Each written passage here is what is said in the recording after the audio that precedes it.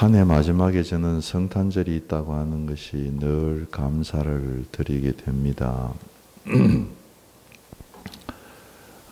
참 한 해 마지막은 우리 인생의 마지막이고 우리 역사의 마지막이고 우리 마지막에 예수 그리스도가 초림했던 주님이 재림으로 오신다고 하는 그런 의미에서 12월 달은 굉장히 중요한 의미 있는 달이라고 생각을 합니다.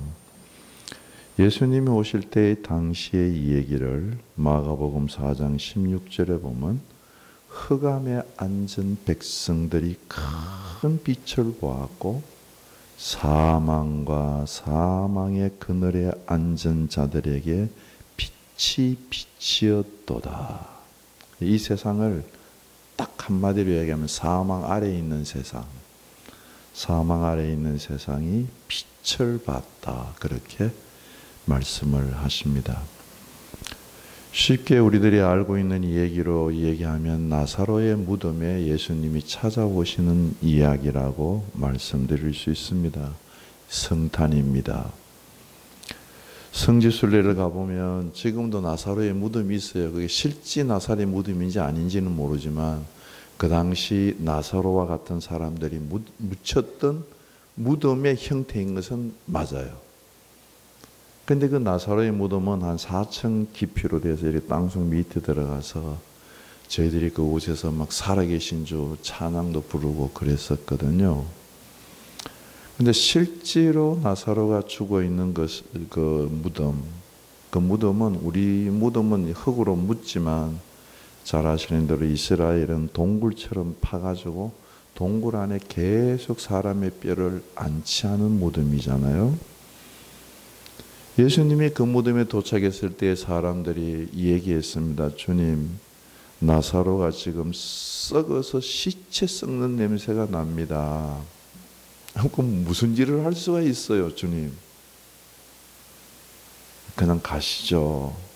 그럼 무덤 속에 찾아가서 나사로가 지금 시체 썩는 냄새가 나는데 아무 할 일 없습니다. 그렇습니다. 무덤 속에서는 어떤 일도 일어날 수가 없습니다. 오히려 공허하고 허전하고 슬픔이 있고 죽음이 역사하는 정말 허전하고 공허한 세상이에요. 그런데 그 세상에 빛이신 주님이 임재하시고 영원한 말씀이신 주님이 임재하셔서 그 무덤으로 들어가서 나사로야 나오너라 말씀하시니까 나사로가 그 참 줄에 매인 채로 걸어 나와서 주님께서 풀어놓아 다니게 해라 그렇게 말씀하십니다. 성탄절은 무덤에 깜깜한 무덤에 아무것도 일어날 수 없는 무덤에 생명의 주 큰 빛이신 주님이 태초에 빛이 있으라 말씀하셨던 그 주님이 찾아오는 것이 성탄절인 줄로 믿습니다. 오늘 본문에 보면 사망의 땅, 사망의 그늘에 앉아있는 백성들을 우리가 오늘 본문에서 읽게 됩니다. 사망의 땅, 사망의 그늘에 앉은 백성들의 모습, 뿌리는 뭐냐? 1, 2절에 보면 아하스가 여로보암의 길을 따라갔다. 다윗의 길을 따라가지 않고 열왕기상하 역대상하를 보면 후령규질처럼 늘 나오는 두 길이 있어요. 물론 좀 다른 또 길도 있습니다만 크게 두 길입니다. 하나는 그 왕들이 여로보암의 길을 따라갔다. 그 왕들이 다윗의 길을 따라갔다. 이게 두 길이에요. 역대의 총 남쪽 왕, 북쪽 왕 도합 한 40여 명의 왕들이 살아가는 길을 딱 구분해서 여로보암의 길을 갔다, 다윗의 길을 갔다. 늘 그렇게 구분해서 얘기를 합니다. 여로보암의 길은 어떤 길이냐? 한마디로 얘기하면 자신이 만든 우상을 하나님으로 섬기는 길입니다. 자신이 우상을 만들어요. 그리고 그걸 섬겨요. 다윗의 길은 어떤 길이냐? 하나님만을 섬기는 길이에요. 그래서 하나님을 떠난 걸 알아요. 하나님을 떠났을 때는 하나님께 다시 돌아오고 회개하고 돌아옵니다. 하나님을 섬기는 걸 알아요. 다윗의 길입니다.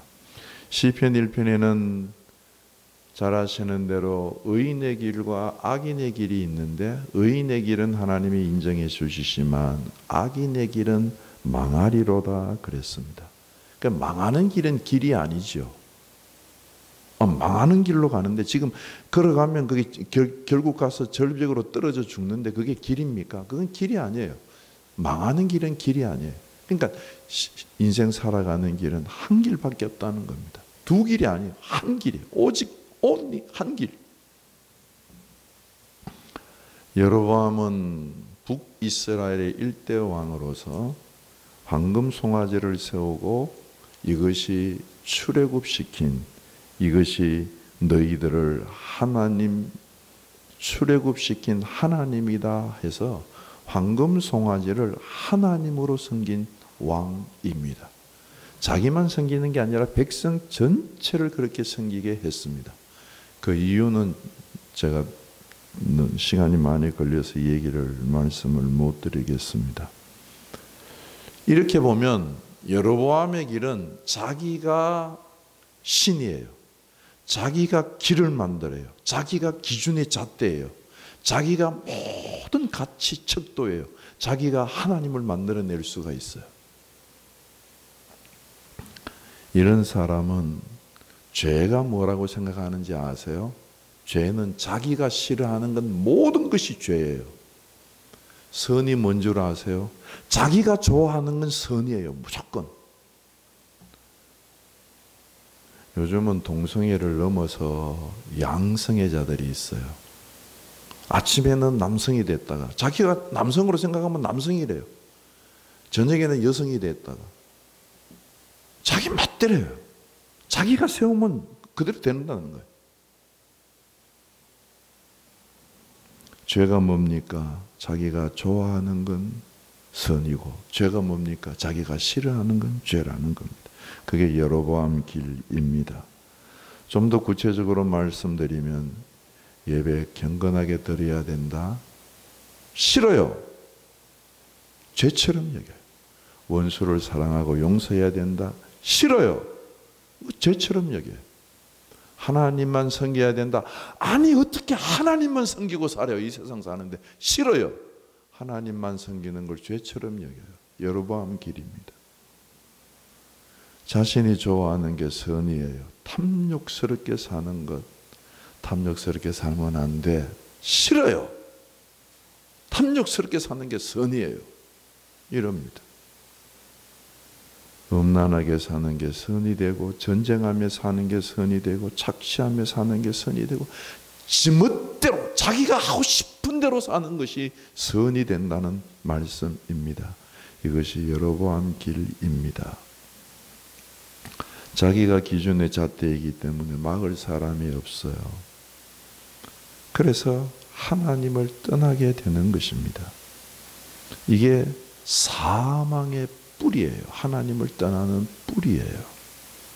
이렇게 하나님을 떠나고 나면 3절 7절에서 오늘 보면 비참한 상황이 벌어집니다. 3절에 보면 자식을 몰렉신에게 갖다가 분양합니다. 자식을 죽여요. 부모가 자기 잘 되려고 자식을 불태워서 죽여요. 요즘 신문에도 종종 부모가 자식 키우다가 자식 그냥 패대기 치는 것 보지 않습니까? 지난 시간에도 말씀드리지 않았어요? 박 목사님이 당신 자식 데려다가 교육시키겠다고 한 게 사가라고. 내 자식 사가라고. 4절에 보면 이 산당 저 산당에서 우상을 섬깁니다. 동남아에 가보면 정말 우상천, 집집마다 우상 신당들이 있어. 우상천지입니다. 네팔에도 그렇고 태국에도 그렇고 우상천지. 하나님이 위에서 보시면 사람들이 사는 모습을 보면 어떻게 하실까? 아프리카에 가도요 우상천지.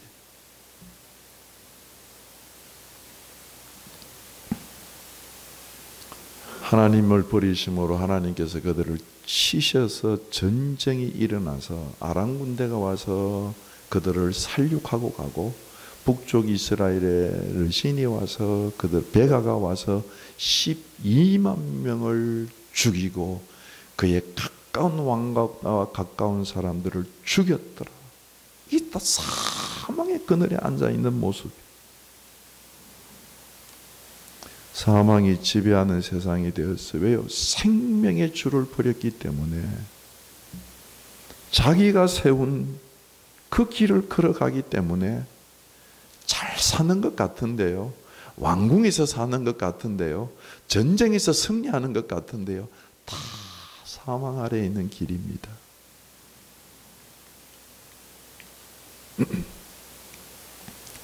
전쟁에서 승리해서 11절에 보면 이스라엘 사람들이 유다 형제 20만 명, 죄송합니다. 12만 명이 아니고 20만 명을 포로로 잡아서 쭉 묶어가지고 가는 길을 한번 생각을 해보세요.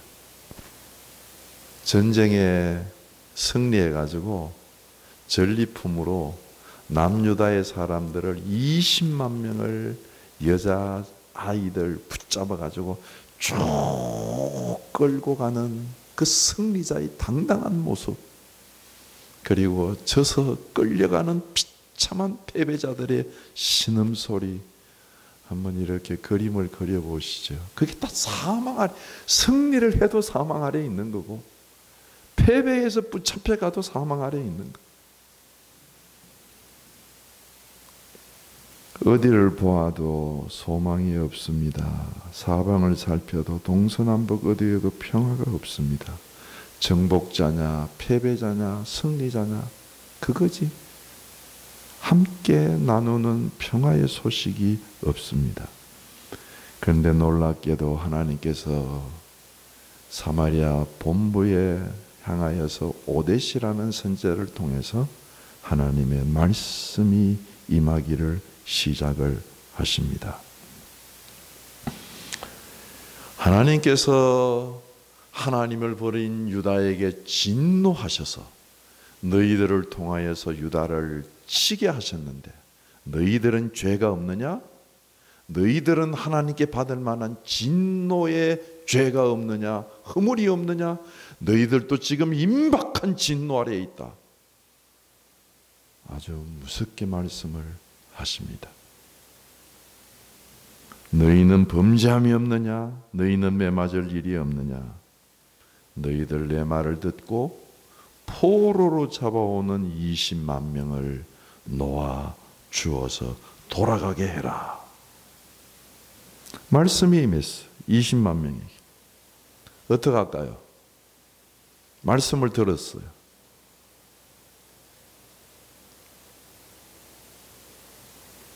말씀에 순종해서 이들이 12절에서 일어나는 사람들의 명단이 쭉 나옵니다. 그리고 그 사람들이 연합해서 일어나서 지금 전쟁에서 20만 명을 끌고 올라오는 자기의 동족 이스라엘의 군대를 막아 섰습니다. 이거 대단한 일이에요.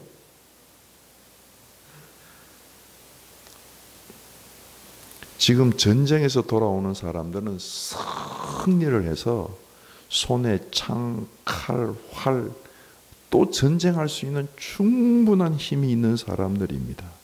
그걸 막아섰어요. 그러면 어떤 일이 발생할 것 같습니까? 야, 너희들이 뭔데 날 막아서냐? 이 자식들 봐. 여러분들이 가는 길을 누가 딱 막아서 보세요. 기분이 좋으세요? 받아들이시겠어요? 여러분들이 어떤 일을 하려고 하는데 그게 좀 태클을 걸고 좀 다른 말을 한번 해보세요. 받아들이세요? 아, 그래, 그렇지. 쉽지 않은 일이에요. 막았었어요. 하나님의 말씀으로 막았었어요. 그럼 막힌 사람들, 지금 무기를 들고 있는 사람들입니다. 전쟁에 승리했던 사람들. 눈이 충혈된 사람들입니다. 야, 선지자 한 사람이 말했다고 뭐 그걸 너희들이 와가지고 이렇게 호들갑을 떠냐? 비켜! 이럴 수 있지 않겠어요? 뭐 하나님 우리를 치신다고? 야, 그런 나약한 소리 하지 마라. 하나님이 치시긴 뭘 쳐? 비켜! 그렇게 말할 수 있지 않겠어요? 충분히 할 수 있죠. 군대인데요, 군대. 군사들인데요. 싸우려고 지금 무기를 들고 있는 사람들인데요. 더군다나 여러분 20만 명을 포로로 잡았는데 그걸 놓아준다고 한다면 그게 지금 노예로 삼으려고 하는데 노예 한 마리 값을 그걸 뭐 몇만 원만 쳐도 20만 명 같으면 돈으로 환산하면 그게 돈이 도대체 얼마나 되는 액수입니까? 그리고 그들이 지금 노력해온 것이 엄청나게 많거든요. 정복하면 정복자는 그 땅에 있는 모든 게 자기 것들이잖아요. 그러니까 막 들어가가지고 다 보석들 다 노력해가지고 전리품도 엄청난데 막아서서 그거 다 돌려줘라. 풀어놓아라. 가능한 일이에요, 여러분? 저는 불가능한 일이라고 생각합니다.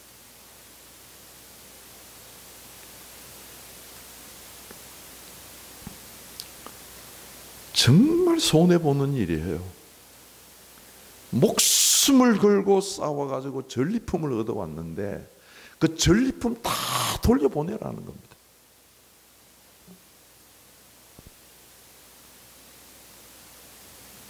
여러분 같으면 어떻게 하시겠어요? 내가 지금 가는 길이 있는데 승리해가지고 지금 막 돈을 엄청나게 벌어가지고 가는데 그 돈 다 포기하고 돌려보내고 무기 놓고 그러면 어떻게 하시겠어요?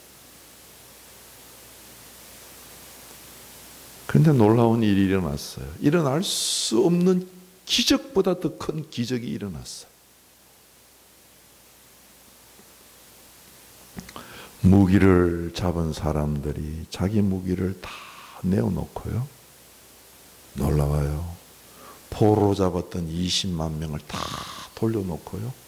전리품 다 돌려놓고요. 포로들을 고향으로 가도록 나귀를 태워서 예루살렘 성까지, 여리고 성까지 모시고 가서 놓아줍니다. 이게 성탄절이에요.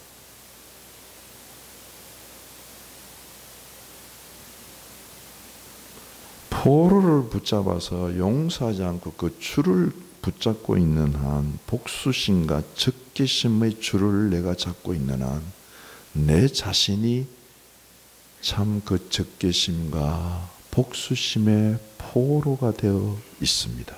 자유가 없습니다. 스스로 하나님의 임박한 진로 아래에 있다고 오대 선지자는 말씀을 하십니다. 내가 붙잡은 포로들 놓아주는 것이 나의 자유를 얻는 진정한 길이 된다는 말씀입니다.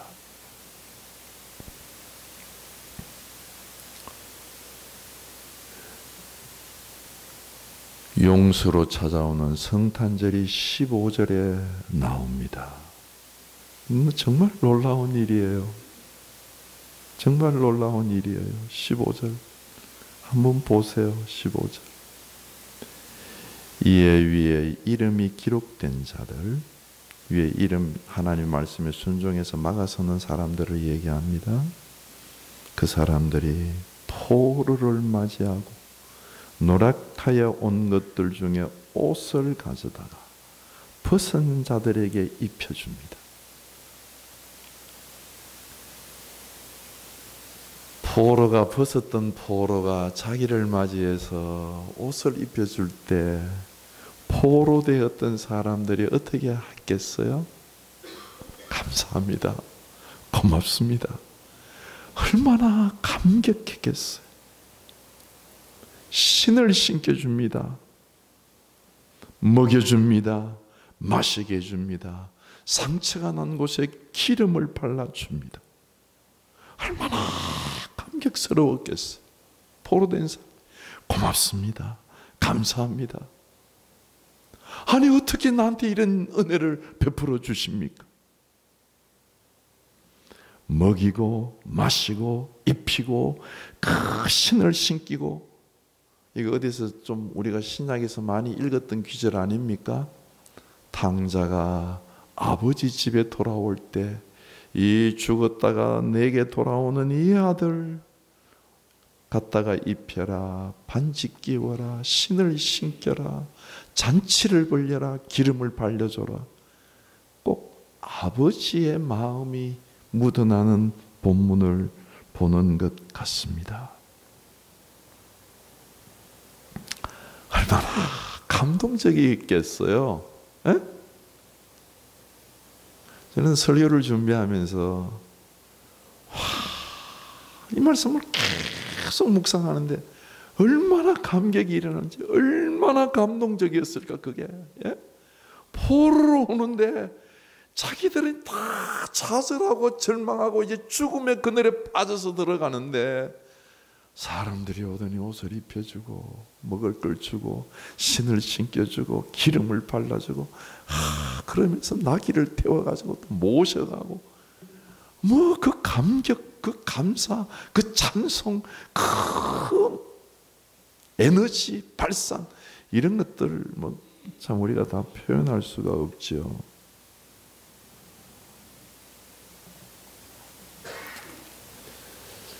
어떻게 해서 이런 일이 일어났느냐 다 아시죠? 사망의 그늘에 앉아 있어요. 다 자기 기준으로 살기 때문에, 자기 기준으로, 자기 멋대로, 자기가 좋아하는 게 좋은 거예요. 그렇게 살기 때문에. 그래서 하나님을 버렸어요. 그래서 결국 사망의 전쟁 아래서 있었는데 말씀이 들려왔어요. 말씀이 들려왔을 때, 듣기 싫네 그거. 아니 어떻게 막았으냐, 저 군대들이 오는데 하고 주저앉았으면 이런 역사, 이런 즐거움을 일으키는 역사가 안 일어났을 거예요. 쉽지 않은 일입니다. 막아서는 일이. 그럼에도 불구하고 나가서 막아섰어. 그리고 들었던 말씀을 그대로 얘기했습니다. 그 듣던 사람들도 그렇죠. 비켜라! 이럴 수 있는데 무기를 놓고 포로로 잡아온 사람들 다 포기하고 대가를 지불하고 자기들이 전리품도 지불하고 말씀에 순종했어요. 여러분, 이럴 때에 성탄절이 우리를 찾아오는 겁니다. 용서로 찾아오는 성탄절입니다.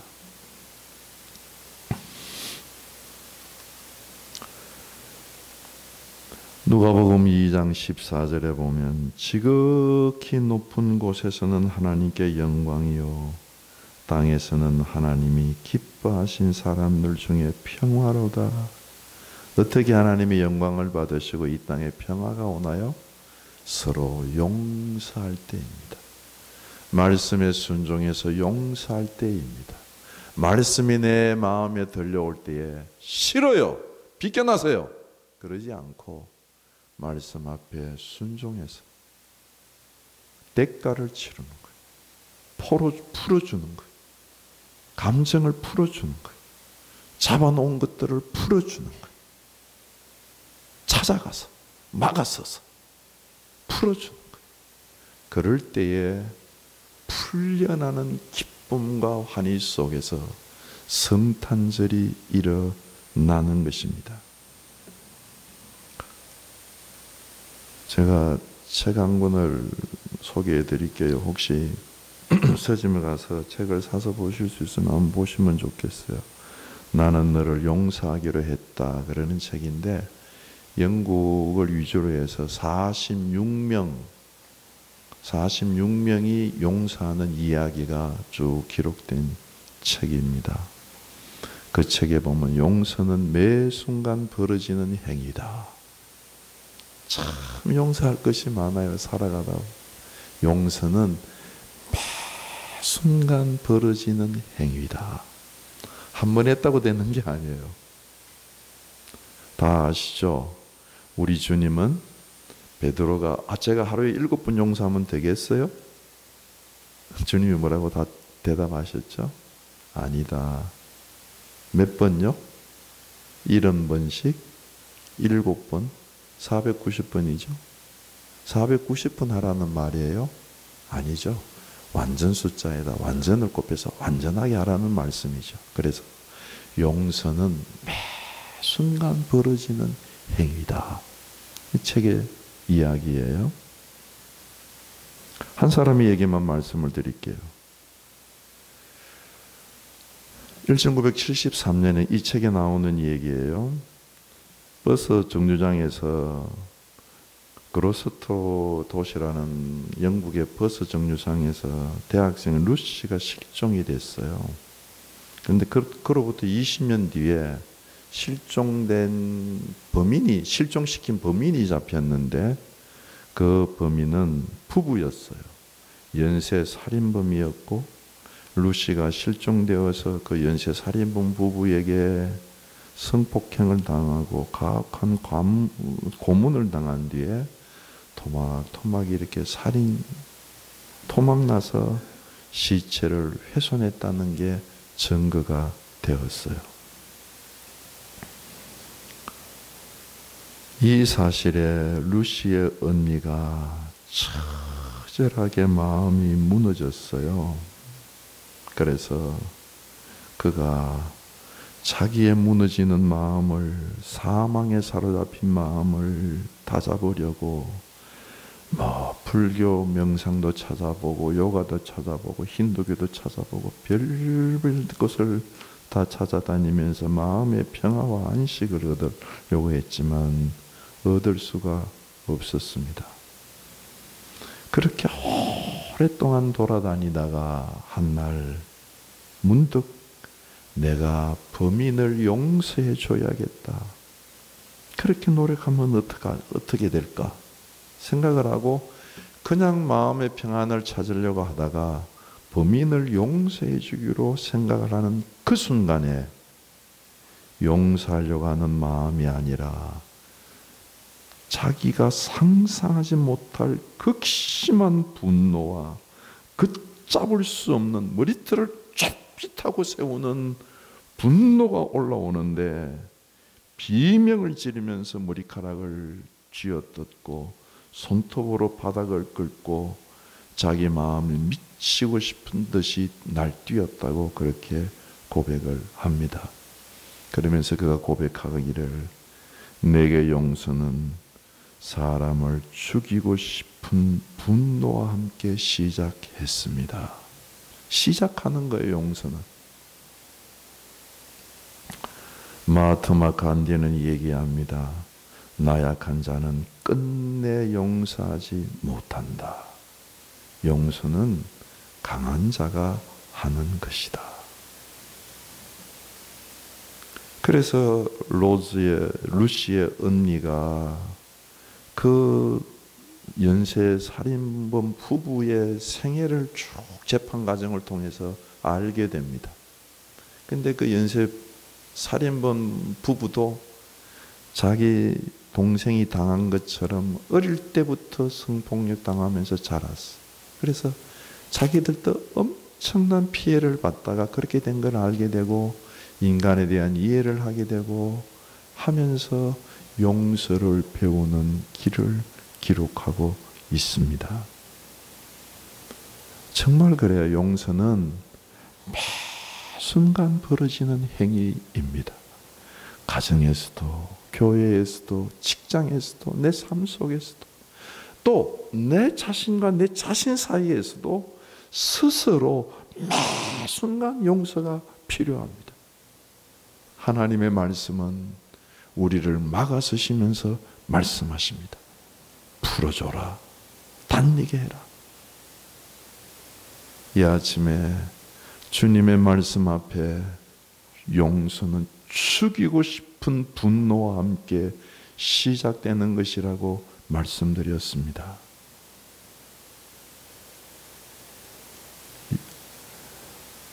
성탄절을 맞이하시면서 마지막 12월 달 보내시면서 다시 한번 혹시 풀어놓지 못한, 용서하지 못한 마음이 있다고 한다면 오늘 본문 앞에서 막아선 말씀에 순종해서 막아서서 무기를 놓고 풀어주는 사람들을 보면서 용서를 시작해 나가시고 주의 마음으로 용서를 함으로 감격스러운 성탄절을 맞이하시는 나와 여러분들이 되시기를 주의 이름으로 축원합니다.